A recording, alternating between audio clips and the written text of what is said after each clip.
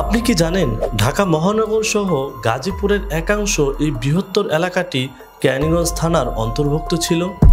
ক্যানিগঞ্জ নামকরণের পেছনে যে দুটি সম্ভাব্য ঐতিহাসিক ঘটনাকে সূত্র হিসেবে উল্লেখ করা হয় তার পেছনে ইতিহাস ভিত্তিক কোনো শক্ত সমর্থন পাওয়া যায় না।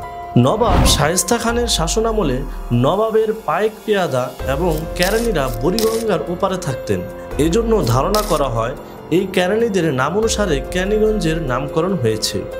এছাড়া ভিন্ন একটি মত অনুসারে মুঘল আমলে ঢাকার তৃতীয় গভর্নর ইব্রাহিম খানের দুজন কর্মচারী বুড়িগঙ্গার দক্ষিণ পারে বসবাস করতেন।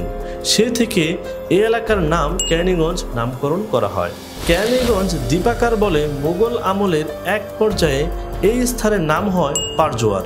ক্যানিগঞ্জের উত্তর ও পূর্ব সীমান্তে রয়েছে বুড়িগঙ্গা, পশ্চিম দক্ষিণ সীমান্তে রয়েছে ধলেশ্বরী। মুঘল আমলে ধলেশ্বরী নদীর নাম ছিল ঢলসওয়ার। জোয়ার শব্দের অর্থ অঞ্চল এবং পার শব্দের অর্থ তট। সম্ভবত এজন্যই মুঘল আমলে এই এলাকার নাম রাখা হয়েছিল পারজোয়ার, যা আজও ক্যানিগঞ্জের ছোট একটি এলাকার নাম হিসেবে বিদ্যমান। ঐতিহাসিকভাবে 1757 সালে শাসক পরিবর্তনের পর নবাব সিরাজউদ্দৌলার স্ত্রী এবং তার এক খালা ক্যানিগঞ্জের জিঞ্জিরাতে কারাবন্দী ছিলেন। 1971 সালে বাংলাদেশের মুক্তিযুদ্ধের সময় কৌশলগতভাবে বিশেষত গেরিলা যুদ্ধের ক্ষেত্রে ক্যানিগঞ্জ এক গুরুত্বপূর্ণ ভূমিকা পালন করে। ঢাকা শহরে পরিচালিত অধিকাংশ গেরিলা যুদ্ধ পরিকল্পনা ও পরিচালনা করা হয় ক্যানিগঞ্জে এবং এই জন্য অনেক মূল্যও দিতে হয়েছে।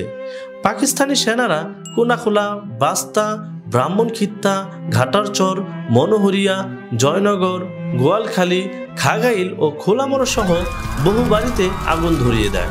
গেরিলারা পরবর্তীতে পাকিস্তানি সেনাদের উপর ব্যাপক গেরিলা আক্রমণ চালায়। ক্যানিগঞ্জ ঢাকা জেলার একটি প্রশাসনিক এলাকা।